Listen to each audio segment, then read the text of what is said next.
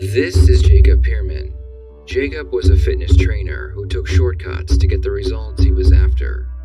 He became involved in not only the use of steroids, but also their manufacturing and distribution. It wouldn't take very long for Jacob to get caught and convicted in federal court. He would be sentenced to 2 years in federal prison, followed by 2 years of probation. Shortly after his release, Jacob would meet Carla Dillard and her 8-year-old son, and after several months of dating, they would all move in together. During this time, Jacob was still on probation. This meant that if he was to get into trouble for any reason, he would be sent back to prison for several years. Jacob would begin to have issues with Carla's son. It began a few days before Christmas, when a local elementary school teacher would see Carla's son running barefoot, wearing only pajamas with the outside temperatures well below freezing. The boy explained that he was running away from home, so the teacher immediately called the police.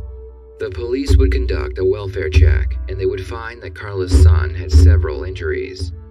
He had red marks on his ribcage that resembled a footprint, marks around his neck, and a knot on the back of his head. When asked about his injuries, he would tell police that Jacob had caused them. Social services would step in and remove the child from the home. They stated that he would be much safer with his biological father. Jacob would be charged with child abuse, and a court date was set. He knew that if he was convicted, he would violate his probation and be sent back to jail. Jacob begged Carla to go to his court date and testify on his behalf, but Carla had a different plan. After losing her son, she had contacted a lawyer seeking help in getting him back. The lawyer told her that she needed to remove Jacob from her home and file for divorce. The night before Jacob's court date, he would ask again for her help, but Carla would inform him that not only was she filing for divorce, but also she told him that he had to move out as well.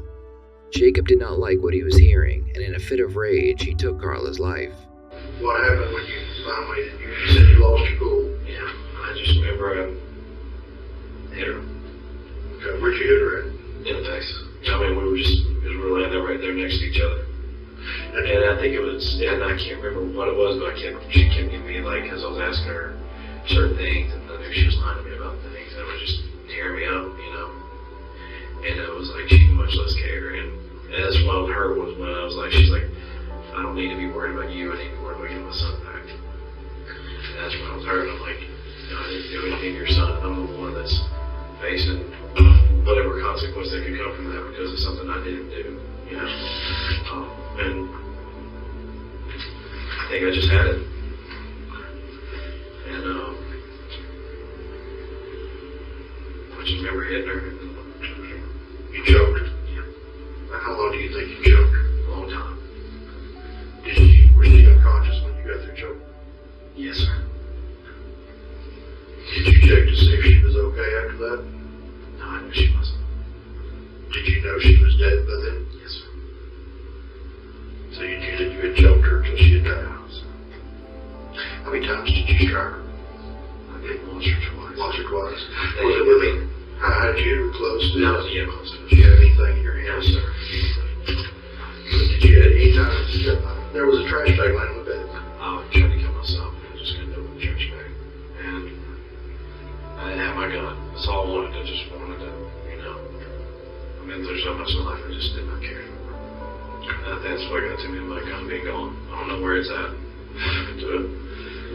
As far as choking her, I mean, did you use both hands? Yes, sir. Were you on top of her? Kind of, and then we kind of went into the floor a little bit. And then I put her back in the bed. Okay, so you hit the covers over. Was she deceased when you put her back in the bed? Yes, sir.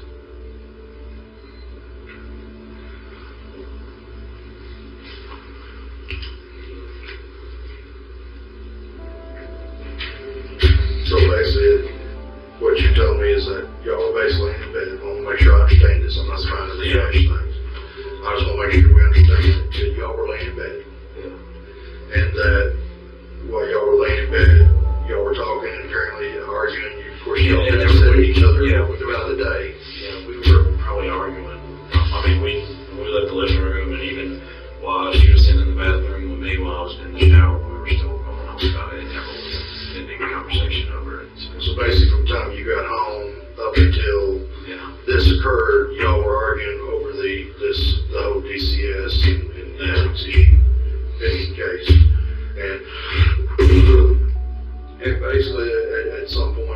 that, how'd you put, you said you lost your cool, or, I mean, what? I don't know, I was just all hope on everything. Devastated, hurt, not really. The one person, I guess, that in my life that I never thought would turn against me no matter what, that was going to Do you think she was going to betray you? Yes. Is that what you were thinking? Yes. Her parents were trying to get her to do that the whole time. So how do you think she was going to betray you? She just wasn't going to be there. She wasn't going to be there, and she said she wasn't going to go with either story, which would still hurt me. You know, she knows how it was with him.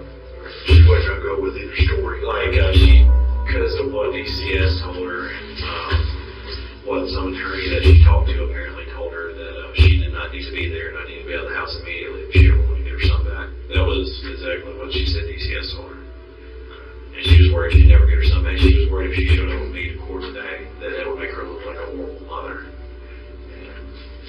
She was just dead set. Somehow they got that in her head that she'd be a horrible person if she showed up with me in court. That made, and so that's when you... Yeah, well, we were going on with that. And I can't remember what it was she did exactly, but it was just certain things she was saying. It just... When you first hit her, were your intentions of hitting her to subdue her to where you could choke her, or? I didn't know.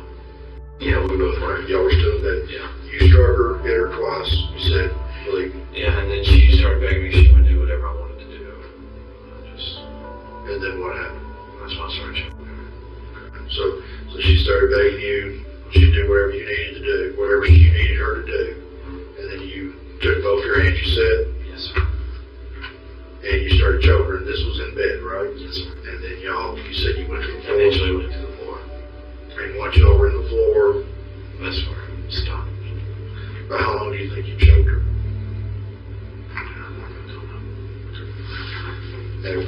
Oh, But it long enough. Yeah. that once you got off of her, you knew that she was deceased. I felt for her pulse rate. You felt her pulse, I was for her heart. and once you didn't feel a pulse, I laid her back in bed and I let her see, once you put her back in bed, once you felt her pulse, you realized that she was not breathing. You placed her back in the bed, and then you laid in the bed with her. Yeah. And for about how long do you think you laid in bed with her? I don't know. I was so right. I couldn't stay long. And I didn't know what to do. Now, at some point, you said you called your mother. No, we called my mother before all that. You called your mother before Yeah, this? we were talking now with her. Carla's close to my family. We always talk about things. And we call and talk to her. I'm going to help somebody think it over with us because it'll work. Now, once you called your mother, did you call anyone after this? After that happened with her, I called my father. What'd you tell your father? I just talked to him for about 10 minutes and tell him how much I love him. And he was telling me the same thing back, and I guess what was wrong, and I wouldn't tell him at first. Did you finally mention to him that you had killed her? Yes, sir, but I didn't tell him how by any means. But I just told him I hurt her really, really bad, and he got really nervous, and he was panicking, and So you told him that you hurt her, but you didn't say anything about it, that she was deceased. I told him that he asked if I killed her. I was like, you know. And So you did answer to him that you did kill her. yes. These scratches on your face and neck, and underneath your eye. Any other scratches on you? I'm not sure. I think just here, maybe. I guess on his neck, face. Yeah, maybe her chest or anything. Jacob, do you mind if you write me out what you told me here today? That way we have it in your words. Yeah. Let me get some paper and stuff for you, and a pen. I need this one. Sure, my parents need a tissue right now. Yeah. Get some.